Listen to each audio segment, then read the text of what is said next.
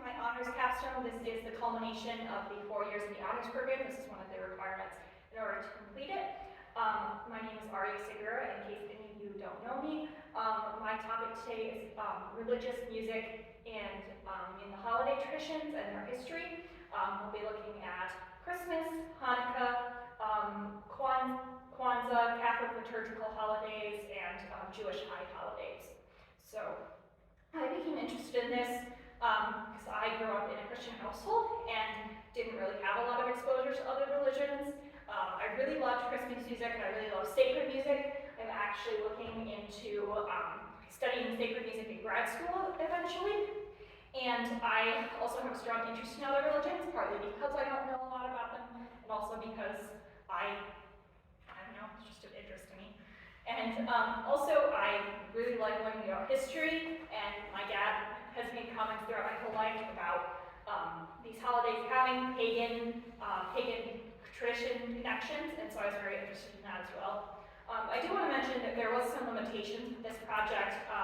Part of it was time. A lot of these resources are not in print or not easily accessible, especially not digital, and so if you have a lot more time, you can find a lot more primary sources to use for this.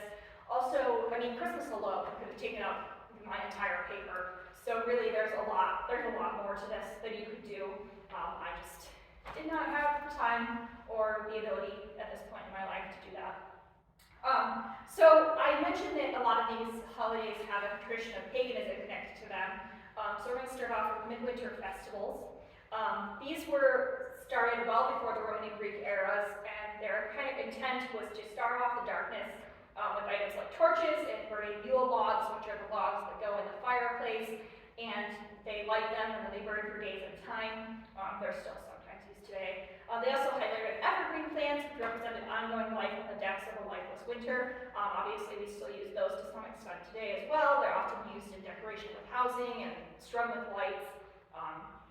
And also, they always also contain special seasonal music, gift giving, feasting, drinking, and get-togethers, all very similar to today's celebration. It's also likely that these festivals were to make use of as much fresh meat and crops as possible when they were better tasting, so before they were being salted.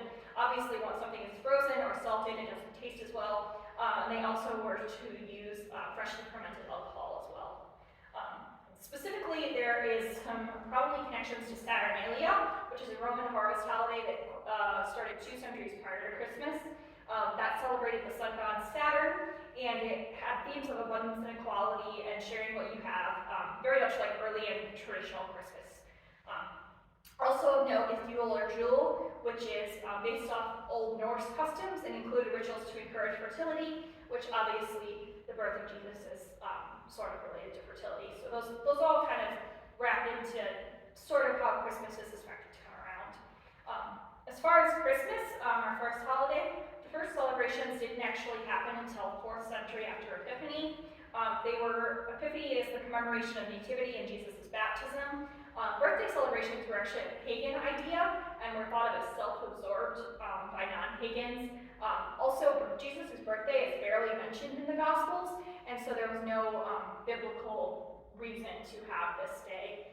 There was actually no identifiable date for Christmas until the Philocalian calendar in 354 AD. And this edition was actually likely an attempt to draw away from Saturnalia, which we've already discussed. Christmas wasn't even celebrated in the American colonies until German colonists arrived in the early 17th century because it was banned. It was not even a legal holiday until 1836. And what we associate with Christmas is kind of what popularized it. Besides those traditions that we've already talked about, with the evergreens and Yule logs and lights and feasting that obviously the German colonists can carry over. Also some things that we associate with Christmas, like Charles Dickens' Christmas Carol, the night before Christmas, celebrations by the royal family, including like the king and queen's speeches that they make every Christmas Eve. They started the tree decoration tradition, and industrialization in the 1700s to 1800s, which kind of emphasized gift giving in the era of what was leading era capitalism. So those things that we traditionally associate with Christmas are kind of how it became widespread. So moving on to Christmas music, there's actually 3 categories of Christmas music. There's traditional hymns, there's folk songs and carols, and then there's commercially produced Christmas music. as Angels from the Realms of Glory, which is based on a poem originally called Nativity by James Montgomery in the 1780s to 90s. It's a social commentary on the difference between poor and rich people in their society at the time. And the poem was put to music by Henry Smart around 1816, who was a composer. And he was part of the resistance for music for congregations, which was meaning that at the time, the church, especially the Catholic Church, believed that congregations were to sit there and not participate. And so he, and along with the congregations, was one of the big people that pushed to have the congregations more involved, and Angels from the Realms of Glory was a big part of that. I am just going to play a short clip for you of this song. Probably most of us have heard it at some point or another, but just so you can get it back in your head and kind of hear what it sounds like traditionally.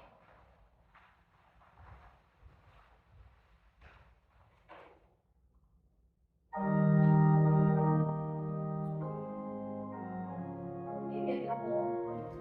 It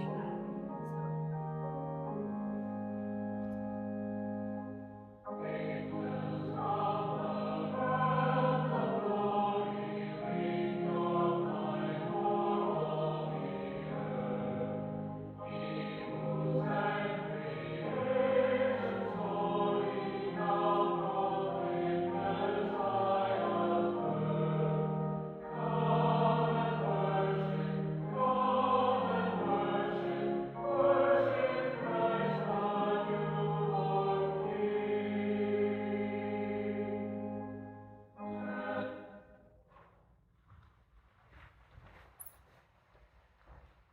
So our next category is going to be folk songs and carols.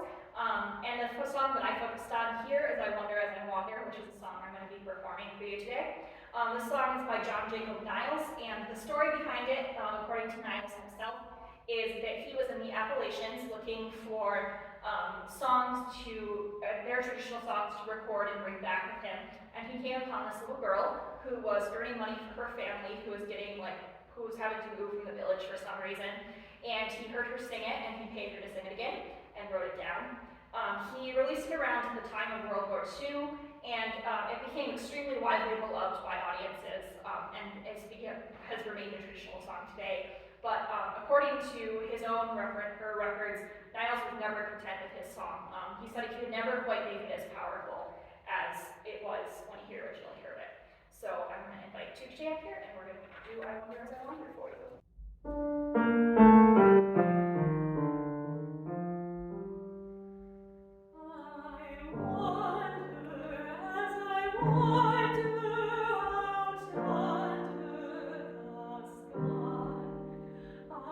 Jesus, the Savior, did come for to die, for poor lonely people like you and like I.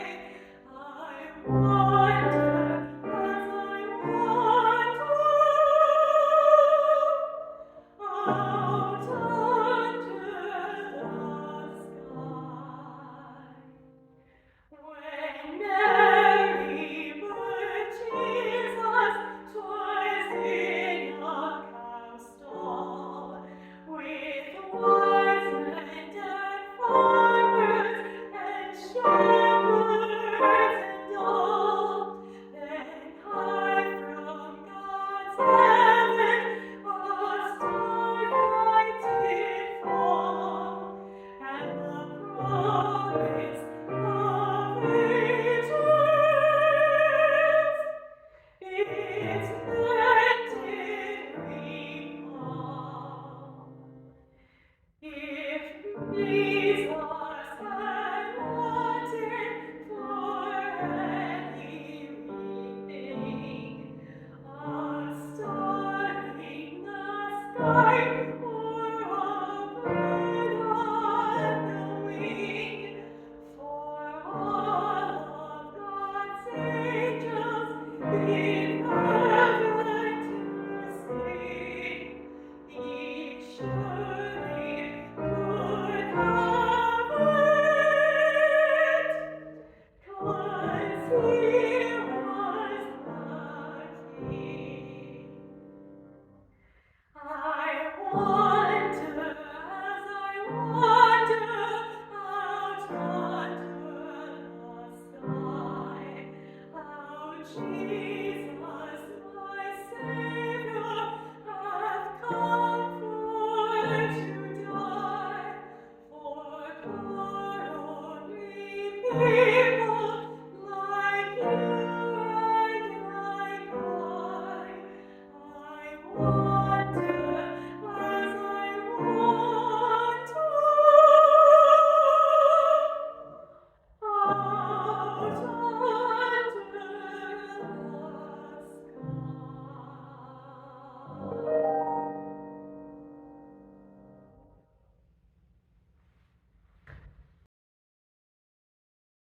Our third category of music is going to be commercially produced music. And our example is White Christmas, which is probably familiar to many of us. White Christmas was a song written by Irving Berlin. It was originally written for the movie Holiday Inn, which was a movie in which Fox, which was one of the main movie producers at the time, asked Berlin to use some of his Christmas music to create this movie. And he used a lot of existing music, and he wrote White Christmas. And White Christmas became incredibly popular just on its own, and to the extent that it ended up being a movie and a musical. And part of this was because it was also in the context of World War II, and it was a very non-religious, nostalgic song that many that were at war could relate to, because it was talking about being homesick and missing, missing the weather of Christmas and missing the coziness of Christmas. Our next holiday is Hanukkah. Hanukkah, one thing that's important to know about Jewish tradition is that their day begins in the evening and ends the evening of the next day. And Hanukkah is based on the commemoration of the Maccabean victory and temple reunification from 164 BC. So the Jewish people of the time were involved in a war, and they had victory over their enemies. And the Jewish priest Maccabeus, who was the temple guardian of sorts at the time, only had one small jar of oil that hadn't been touched by their enemies, and it was only supposed to last one day of burning. But according to tradition, by some miracle, the oil burned for 8 days until new untouched oil could be found. And this is why they light the menorah for 8 candles, one for each day that the oil burned. It is expected that this holiday has pagan roots as well, because it's again a winter holiday with lots of lights and festivities.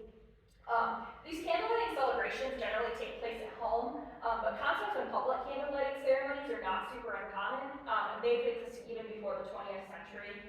These concerts often include cantors and choirs, both or one or the other, so both the soloist and the choir. As far as music, the liturgy for Hanukkah, that is recital, mostly circles around one prayer from Psalm 30, which is Hail Papa Nasim, which translates as For the Miracles. Music in Jewish tradition is orally taught, and is associated with as far back as the beginnings of the holidays. And one of the things that this means is for Jewish music, when you're trying to find it written down, either it isn't, or what it is written down 1,000 million ways. And so during candlelighting ceremonies, there's also some music that is traditionally used. There's 2 sung benedictions before the candles are lit. One is to represent the gift of holiness to the Jewish people, and then the second one is for the blessing of the Maccabean victory. And then there's also a 3rd benediction on the first night, thanking God for the gift of life, and that is afterwards, and then afterwards, Yinerah Hallelu is sung, which emphasizes the meaning of the menorah, of recalling God's miracles, wonders, and deliverance. And then they finish the ceremony with Mazal Tur, which is also commonly known as Rock of Ages in English. This tune is actually similar to 3 German folk songs, which have also been utilized in other religious contexts, but because of the oral tradition, it's really unclear who originated the tune. But we do know that it's based on a Hebrew text by Rabbi Mordecai ben Isaac Halevi in the 13th century, and he made it so that each line of words has his first letter of his name in Hebrew. And then the transition of the first verse, before I give you an example of what this sounds like in Hebrew, is, O mighty stronghold of my salvation, to praise you is a delight. Restore my house of prayer, and there we will begin a thanksgiving offering. When you have prepared the slaughter of the blaspheming foe, then I shall complete with a song of hymn and the dedication of the altar.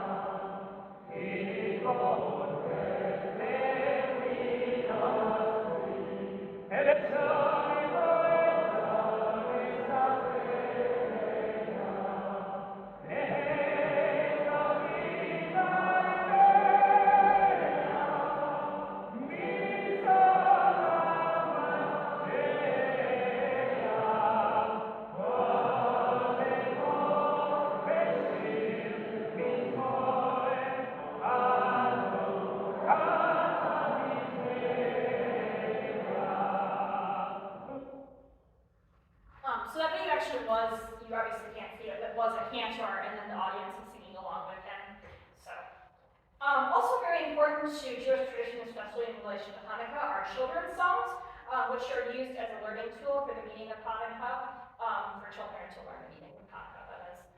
And one common thing that you'll hear songs about for Hanukkah in children's songs is the dreidel, which is a little top about this big, and it has 4 sides that contain the first Hebrew letters of the common Hanukkah phrase, "A great miracle happened there."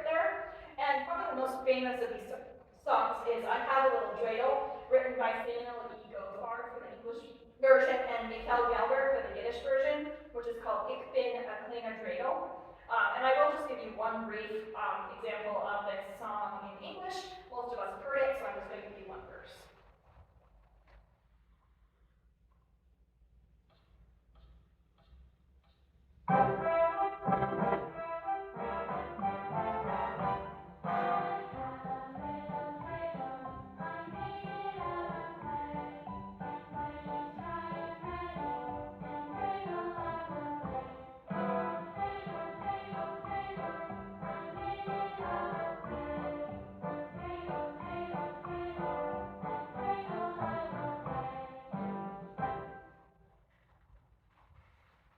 And then we've reached our next holiday set, which is Jewish High Holy Days.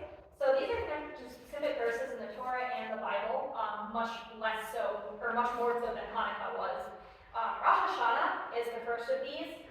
It's celebrated on the first day of the 7th month of the Jewish calendar, sometime in the fall. The Jewish calendar is solar, so that's why it doesn't have an exact date according to our current calendars. It's based on the story of Abraham and Isaac and the ram in the Old Testament, in which Abraham is called by God to take his son Isaac to be sacrificed, and Abraham goes and he ties his son Isaac up and is ready to sacrifice him, and God says, I was testing you, you have obeyed me, please sacrifice this ram instead, and the ram appears. And so the blowing of the shofar, which is actually a literal ram horn, commemorates the ram and the blessing that God gave to Abraham. This shofar is sounded during the Rosh Hashanah service and at the end of the Yom Kippur, which we'll talk about in a minute. And it symbolizes humility standing before God as one confronts their actions. There's actually 3 different calls of the shofar, one long bass, 3 short, and one very long. And they're intended to echo different rhythms and patterns in our daily lives to remind the listeners of different types of activities they need to account for in their reflections. The shofar is really beautiful, so I did just want to give you a clip of what it sounds like.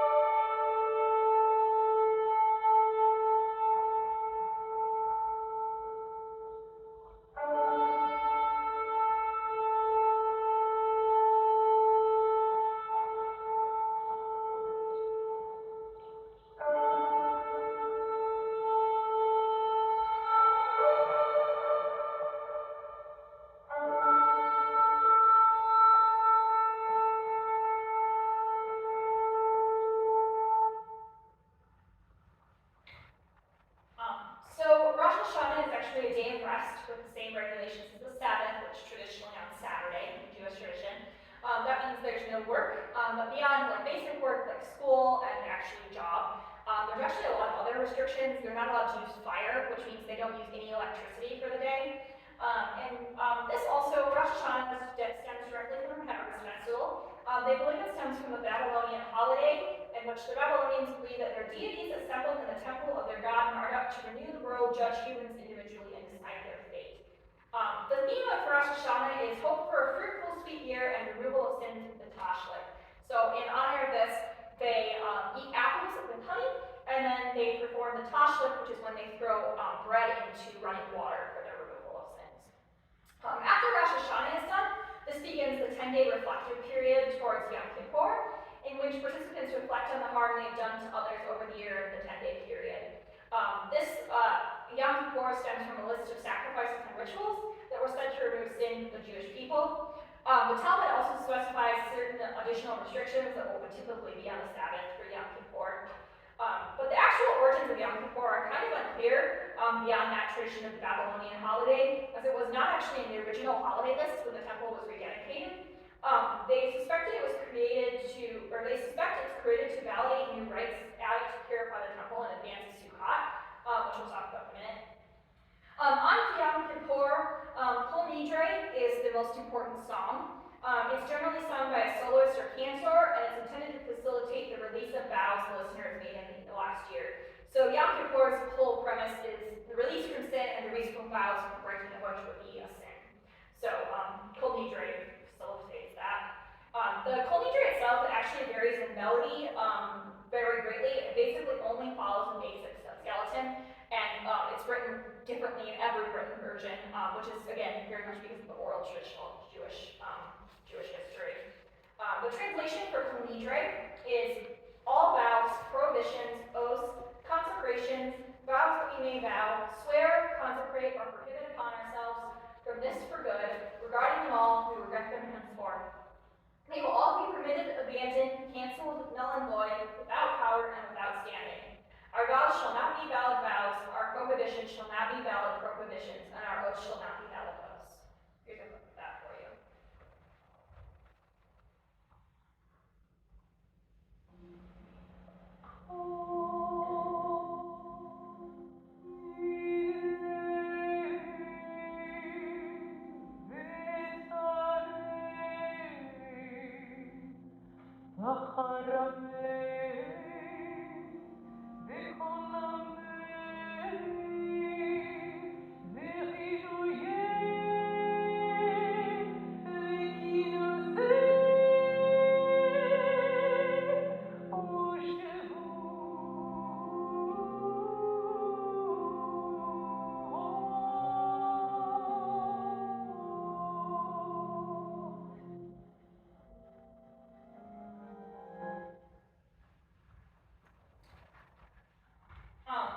So some additional things. Oh, sorry. And then we get to Sukkot and Shemini Atzeret. These occur 5 days after Yom Kippur, and Sukkot likely had agricultural ties, which makes sense because it's very based around the agricultural life. Sukkot is 7 days long, and work is forbidden on the first 2, and then the remaining 5 are 5 unique holy days, which involve lots of feasting and prayer and recitations. They spend the days dwelling entirely on the first 2 and then eating every meal in the booths. And these booths are made of 4 kinds of materials: citron, palm, myrtle, and willow. And the entire purpose of Sukkot is to celebrate the harvest and protection God provided for the children of Israel when they left Egypt.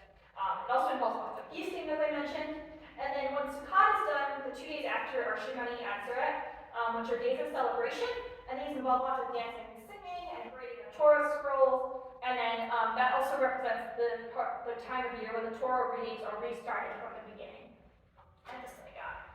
Also, related to music, there is a lot of influence from German minnesinger ballads, French troubadour melodies, and Rhineland street songs, along with some Central European folk song in Jewish music tradition, which again is because it was so passed down orally, people adapted it and combined it with music that they were hearing around them. Our song today that you're going to hear for this set is Adon Olam, which is based on Psalm 23, which is more commonly known as the Lord is my shepherd psalm. It's intended to celebrate the eternity and unity of God and express trust in God's care and plan. The author is unknown, but the text has been attributed to an 11th century monk, but is suspected to be much older and from Babylonia. It's been used in synagogue liturgy since the 14th century and was initially used in both morning and night daily prayers, but now it only appears in nightly prayers, but it's particularly utilized at the end of the Sabbath and during the Kol Nidre service. Usually the song is sung by entire congregations and occasionally by the cantor, but it's also used for weddings and on deathbeds.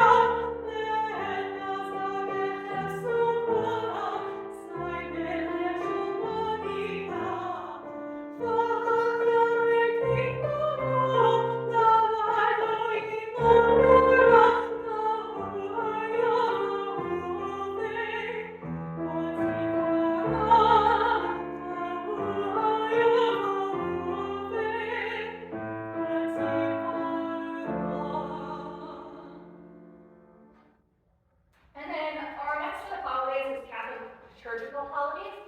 These largely stem from Jewish traditions. Their day structure is the same. They begin in the evening and then end in the evening of the next day. And their calendar is also based on the lunar calendar rather than the solar one that we use today.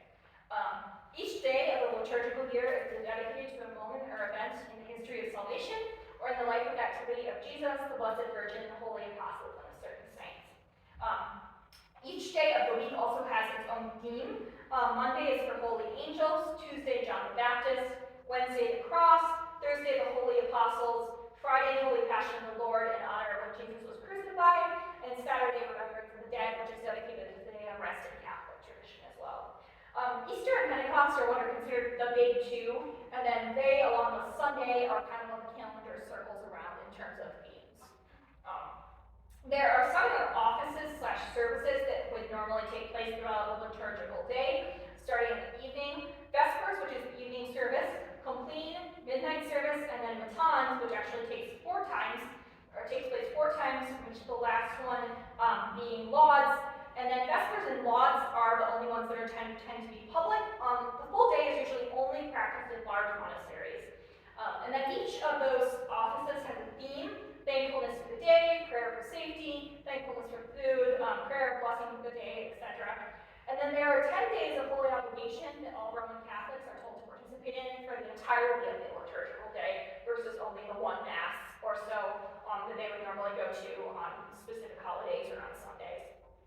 The music from Catholic liturgical holidays very much developed from Jewish synagogues and Greek culture. Centered around chant for most of its early years and still does to a very large extent.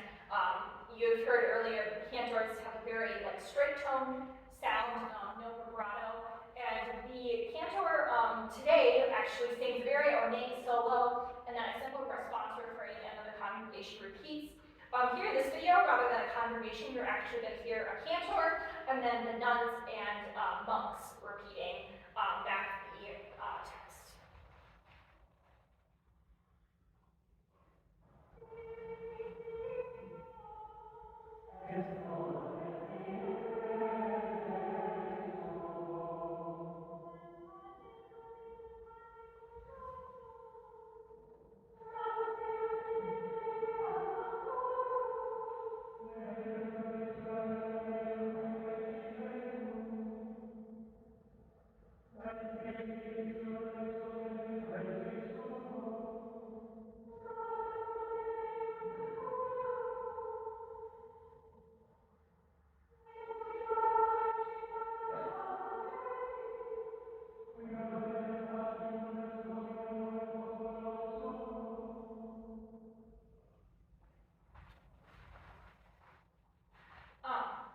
The ordinary and proper of the Mass were the structure of the Mass and still somewhat are today. The ordinary is the parts that were sung every day. There are five parts, and these never change. And the proper contains the changing scriptural text according to the liturgical day and contains 6 parts.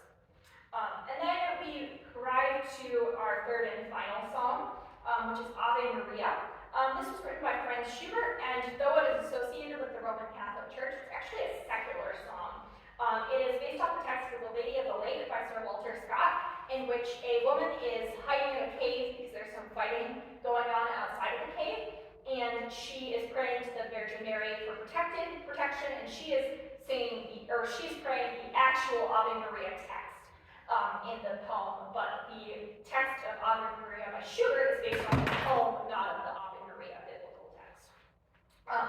This song became connected to the Catholic Church through weddings. The bride would walk down the aisle of the church to Ave Maria, place a bouquet at the statue of the Virgin Mary's feet, and then say a prayer to her during the song. This tradition was very popular for more than 20 years until the Roman Catholic Church attempted to eliminate it in their modernization around the first decade of the 20th century, but it is still used today in some Catholic weddings.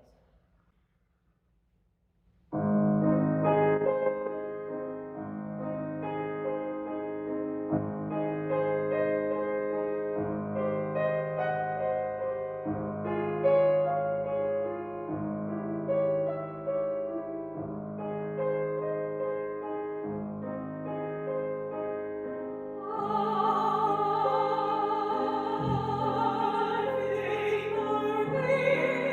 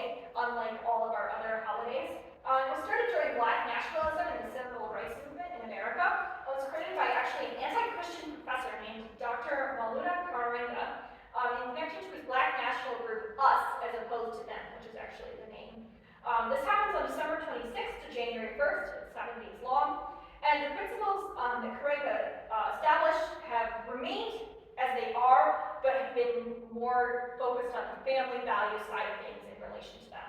The 7 principles are unity, self-determination, collective work and responsibility, cooperative economics, purpose, creativity, and faith. And then, like the Jewish tradition, they actually have a candle holder, and it has the 7 candles, and the candles lit each day reflecting the principles. The first Kwanzaa occurred in an apartment of a supporter in Los Angeles in December 1966 with about 50 people, and was rejected originally, except in cities with strong Black nationalist ties because of its anti-religion sense. Black Muslims considered it incompatible with their faith, and then those in the South still had a strong Christian hold over them, and so it was being directly against Christianity, they didn't like it. It was also rejected by the Black women's movement, as Karenga was a misogynist and against the matriarchal nature of Black society. So, not the best start for this holiday. So how did it become popular? Commercialism, very much like Christmas. The media started talking about it, there were magazine articles about it, and then Black sororities started talking about it at colleges, and they were talking about how to celebrate it, and we held celebrations themselves, very much like many other movements have started with college students. And then also the American Museum of Natural History and the Smithsonian held Kwanzaa celebration in an effort to demonstrate goodwill towards African Americans.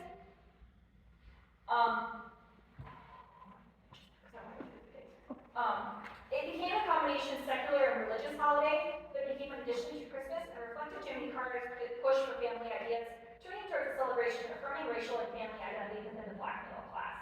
It's now celebrated worldwide by over 30 million with African traditions in food, clothing, and dance. Because it's so new, the music is very much still developing, and mostly it's related to traditional African dance and drumming and celebrations. I am going to show you a clip of modern Kwanzaa music rather than traditional African dance and drums, as that's much more familiar to us. But I do want to talk about drums specifically a little bit. Drums are estimated to be 50,000 years old in African culture, with hand percussion used before that. They were used for very many different emotions and purposes, from births to deaths to marriages. The djembe is the most basic and significant drum, that is old as 500 AD. It is used in communications over long distances as well as with universal language. The drumming was actually banished during slavery, and so because they were concerned that the enslaved people were going to use it to communicate with each other to try and escape. And so, rather than abandoning that culture, they actually returned to hand percussion to carry out the tradition. And so that kind of is in line with the theme of Kwanzaa being a theme of freedom. They continue this, the drumming is seen as their return to freedom. Kwanzaa is also quickly becoming its own musical space, as I briefly mentioned. There's choirs being created specifically to address Kwanzaa cultures and ideas. Composers are writing songs, both for learning for children and otherwise, that are specific to the holiday. And there's a high level of encouragement to engage with all forms of Black art and music as well. I just want to give you one example of a modern Kwanzaa song that is by Divinity Rocks and Aaron Nigel Smith. This is more of an upbeat song, probably intended to get children to help know the parts of Kwanzaa. Yo, what up, community? What's up, Aaron? You know, I'm so excited to celebrate Kwanzaa this year. I'm so excited to celebrate Kwanzaa too. So big up to Dr. Karenga for creating this wonderful holiday. Habara Gani. Happy Kwanzaa, it's a celebration. Kwanzaa, holy motivation. Kwanzaa, the ancestors smiling down. Happy Kwanzaa, it's a celebration. Kwanzaa, holy motivation. Kwanzaa, the ancestors smiling down. 7 days of celebration, gather the family for libation. Light the candle, fill my offer. The carnival's about to get started. 7 days celebrate our community. The first day, Umoha means unity. We come together to uplift each other as sisters and brothers. The earth is our mother. Kuchagami and self-determination. Keep moving forward no matter what we face.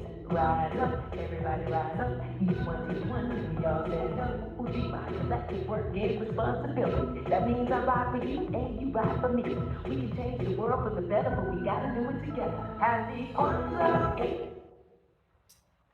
So that is our last audio clip for the day. I just want to close with saying that obviously these traditions have changed a lot over time. But one of the things that was really important that we reflect on, and also that I sort of has been amplified in all this research, is that even as these traditions